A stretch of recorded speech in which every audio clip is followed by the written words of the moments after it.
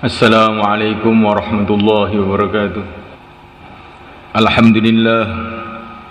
Alhamdulillahilladzi amarana bil ittihadi wal wifaq wa nahana 'anil shiqaqi wan nifaq wa nastaghfiruhu wa natubu ilayhi min su'il af'ali wal akhlaq wa nashhadu an la ilaha illallah wahdahu la sharika lah al-muhsinur rahimul khallaq ونشهد أن محمدا عبده ورسوله المبعوث متمما بمكارم الأخلاق اللهم صل وسلم على سيدنا محمد أفضل الخلق على الإطلاق وعلى آله وأصحابه الفائزين بنصر الأمة في الآفاق صلاة وسلاما دائمين متلازمين إلى يوم التلاق أما بعد فيا عباد الله اتقوا الله حق تقاته ولا تموتن إلا وأنتم مسلمون إنكم قادمون إلى الله فلتنظر نفس ما قدمت لغد واتقوا الله إن الله خبير بما تعملون. Hadirin yang dimuliakan, kita syukuri nikmat Allah Subhanahu wa taala, dikasih kesempatan oleh Allah duduk di masjid Allah sebagai tamu Allah. Wa haqqun 'alal mazur ayukrimaz zair. Pasti Allah Subhanahu wa taala akan memuliakan orang-orang yang hadir di rumahnya di Baitullah. Hadirin dimuliakan Allah Subhanahu wa taala, jadikanlah kesempatan hidup beberapa saat di dunia ini untuk mendekatkan diri kepada Allah Subhanahu wa taala. Siapa yang ingin dunia, ingin bahagia di dunia, hendaklah dia mendekatkan diri kepada Allah. Karena dialah Allah pemilik dunia ini, penguasa dunia ini. Barang siapa yang ingin berbahagia di akhirat, hendaklah dia mendekatkan dirinya kepada Allah. Karena akhirat juga milik Allah, kekuasaan Allah. Gunakanlah kesempatan-kesempatan yang Allah berikan kepada kita untuk mendekatkan diri kepada Allah. Maka di saat-saat kita menghadapi masalah-masalah, akan datang pertolongan Allah Subhanahu wa taala kepada kita.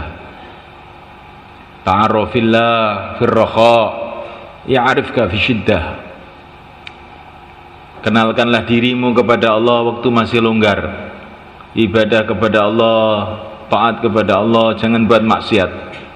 Maka nanti ketika datang kesusahan-kesusahan, kesulitan-kesulitan, maka akan datang pertolongan Allah kepada kita. Diceritakan dalam satu hadis, ada beberapa orang dalam perjalanan, kemudian mereka singgah berlindung karena hujan di satu gua, tapi akhirnya gua itu longsor. Mereka tertimbun tanah, tertimbun batu dalam gua itu. Tetapi orang-orang ini orang-orang yang dulunya waktu longgarnya, waktu kejadian sebelumnya, mereka telah membuat hubungan yang baik kepada Allah.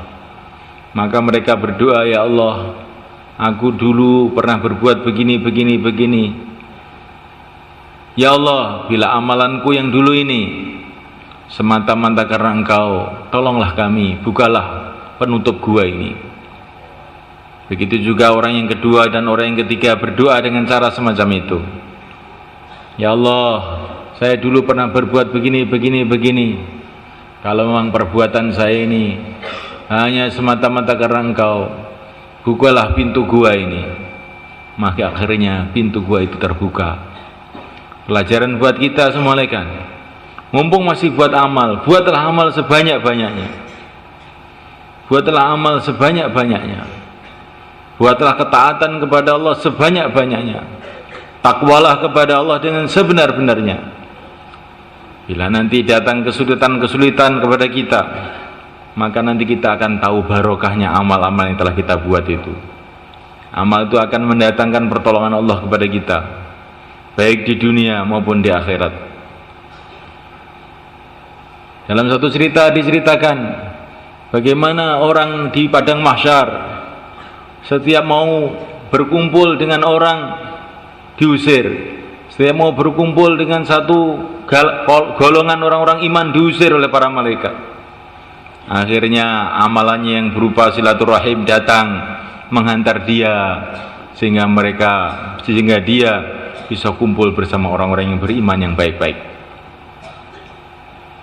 Ada orang di sirat jatuh bangun, kemudian hajinya datang, umrohnya datang menolong dia sehingga dia bisa berjalan dengan baik. Ada orang dalam keadaan ketakutan di padang mahsyar, maka sholat malamnya datang kepada dia, menolong pada dia sehingga tidak ketakutan lagi. Macam-macam kesulitan dihadapi manusia nanti di kuburnya, di akhiratnya, dan amalan-amalan kita akan didatangkan oleh Allah untuk menolong kita. Itu kalau amalan baik. Begitu juga kalau amalan buruk semulaikan akan mendatangkan masalah-masalah kepada kita di dunia ini, di kubur kita, di padang mahsyar juga.